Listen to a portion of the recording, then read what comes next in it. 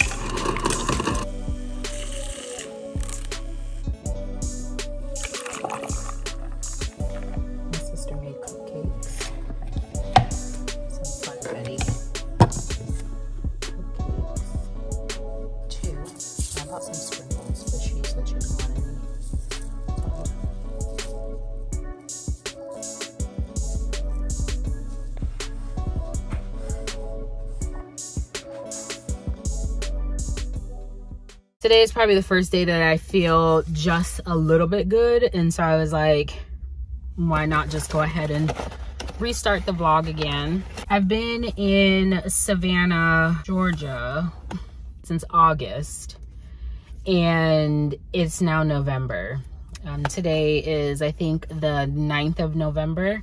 And the intention was to only be here for the month of August. And then I was supposed to go back to Washington and just either resume work with my old company or start with the new one that I'm at now. And 1 month just kind of turned into multiple months, and now we're in November.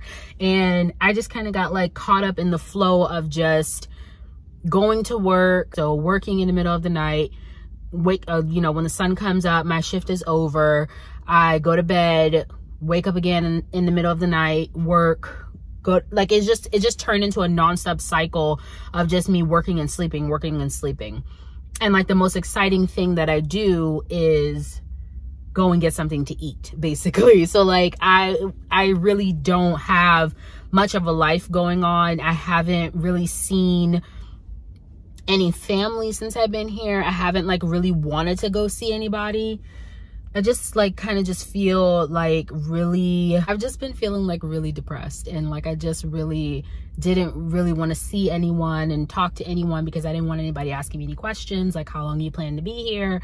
Are you going to stay? Are you going back to Washington? I just didn't feel like all the questions. So I haven't like been seeing any of my family. I just kind of been staying at my mom's house with my stepdad and my sister, and just kind of like just being there and working from there. And my mom said that it's like really no rush for me to like leave. That I'm not bothering anybody. I kind of feel like I'm in everyone's way. Like even though everybody is still doing like their normal routine of life, I still feel like I'm kind of interrupting that routine.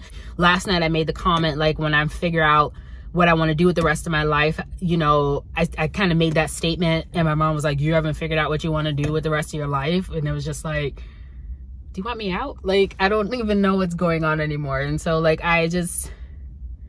my brain just doesn't know what's going on anymore. Like ever since I quit my job in Washington, like everything has just been kind of like feeling like it's falling apart to me. Everything has took a drastic change, and everything just feels backwards. And I don't like this level of change. Like I like change when it comes to like changing apartments, moving places. I like that kind of change, but this kind of change I don't like. I don't like things that like messes with my stability. I don't know what to do. Like my brain is like, oh my God, you've messed up your life. You ruined your life. Like, what are you doing? Why are you doing such a drastic change like this? And I like went into like a stage of panic and like a really bad depression where I just did not want to deal. Like, I was so depressed that I like called my doctor and I was like, I think I need to restart the sertraline. Like, I think I need to like get back on it and give it a chance to actually work this time. So I've been taking sertraline now since September. I have the date written down in my book, but I've been taking it for about 2 months consistently now. And I think today's the first day that I've actually felt good. Like, I felt little spouts of like happiness a little bit in the middle of the night. Like, I'll be at work and then I'll get like a little moment where I feel like really good. And then it'll just kind of like, it just plummet. I don't know what I want to do. I don't know what my plans are. A part of me wants to go back to Washington, but it's only because there's parts of Washington that I didn't get to live in, and I kind of want to like experience all those parts before I just completely am done with the city. I don't want to just give up on the city right now because I'm going through a depression and a job change. I really didn't want to like give up. But then there's also other places in the world that I want to live, and it's like, I'm 35. It's like time to like really start getting to the places that I want to get to in life before I'm like 60. I don't want to be... I got to Washington and I got a little bit stuck. I got content with the job that I was working at for 5 years. I got stuck. I felt like my life was going okay the way it was. And then one day I woke up and it was like, they're not paying me enough money. They're using me, blah, blah, blah. And then I just went on this whole spiral of like trying to get this raise. The raise didn't work out. Now I'm in a new job. I'm working remotely now, so I can kind of pretty much do whatever I want to do, but I haven't like been doing whatever I wanted to do. And so that's what's kind of, I think, putting me in the depression, because it's like, you change jobs to get this remote job so that you could be free and do whatever you want to do. But when I first got to Georgia, I started making all these like promises and thoughts and stuff to my siblings, like, oh yeah, I'm gonna move to Atlanta and yeah, we'll live together and blah blah blah. And then as like the months started going by, I was like, I really don't want to live in Atlanta. Like, I was telling my mom, like, I really want to go back to Washington so bad. And I don't even know what I'm running there for, because I don't have any friends. First of all, I have coworkers, but right now, all my coworkers are in the office. I'm virtual. Most of us are virtual. And my old job coworkers, I'm never going to see them face to face because I never hung out with them outside of work.